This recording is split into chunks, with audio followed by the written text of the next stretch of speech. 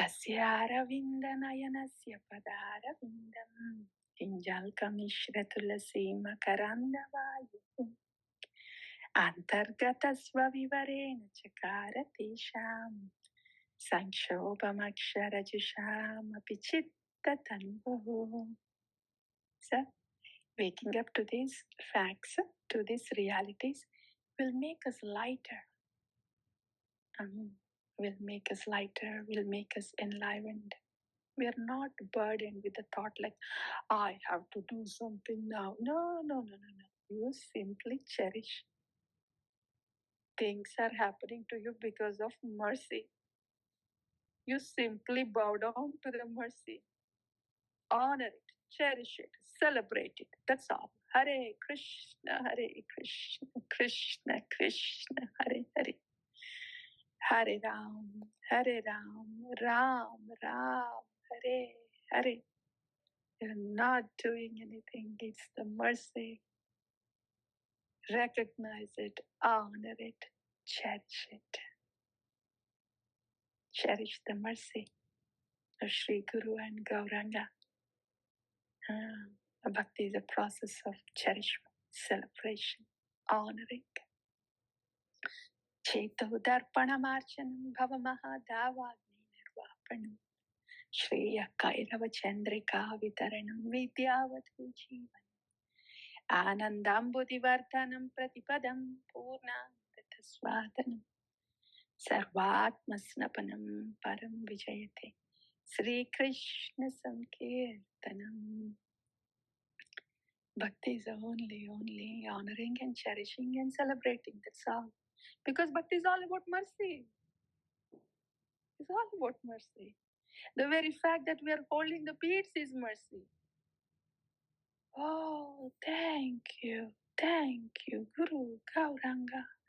Hare Krishna, Krishna Krishna, Hare Hare, Hare Ram, Ram Ram, Hare. Namnamakari Bahudam Nija Sarvashakti Tatrarpitani Yamita Smaranena Kala Ye Tadrishi Tava Kripa Bhagavan Namapi Durdaiva Mitrishamiha Janina Anuragaha. We don't first sweat anything in bhakti, nothing to sweat. Just wake up to the reality.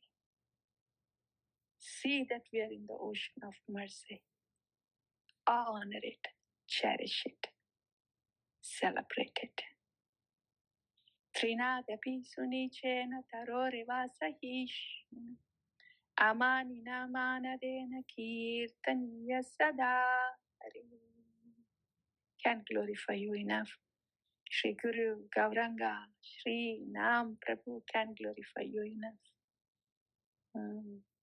You are here out of your causeless mercy, Shri Harinam Prabhu, and you are allowing this good for nothing soul to utter your holy name, which is so pure. Oh, what a great fortune, and what mercy is yours, Shri Harinam Prabhu. Yes, I will joyfully, very gratefully chant your names. Hare Krishna, Krishna Krishna, Hare Hare, Hare Rama, Rama Rama, Hare Hare. I don't want anything else other than this lovingly glorifying you, Bhagavan, lovingly serving you, Bhagavan. Nothing else is needed. Nadanam na janam na sundareem kavitam va jagadisha kamayim. Mama janmani janmani ishware bhavatat bhaktiyahai kakitvayu.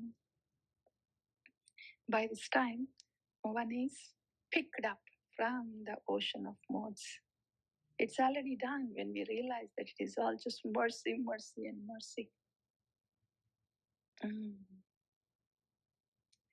Ayinanda tanuja kinkaram patitam mam vishame bhavam कृपया तव पादपङ्कज स्थितधूलिसदृशं विचिन्तय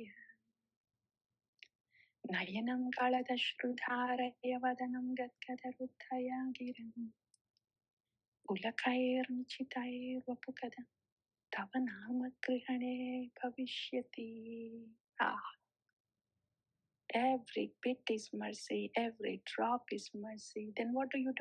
You look forward to honor and relish this mercy. Yogayitam nimishena chakshusha pravarshyayitam shunyayitam jagat sarvam govinda virahe aslishya vapadaratam pinastum adarshanam marmahatam karotu va yada tadha vidadhatau lampatu matprananadastu sayevana paraha. What prananada is here? Right here in this Hare Krishna, Krishna Krishna, Hare Hare, Hare Rama, Rama Rama, Hare Hare. Whoever hears or recites this Sri Siksha Ashtakam given by Sriman Chaitanya Mahaprabhu, their love and devotion for Krishna will increase day by day. Tara Madhya Sarvasreshta Nama Sankirtana Niraparadhanam Lailim Paya Premadhanam. Of all Dangas of Bhakti, Nama Sankirtana is the best because it is this Niraparadhanam. Realizing that this Nama is simply here to bestow mercy upon us. This Niraparadhanama gives us Premadhana.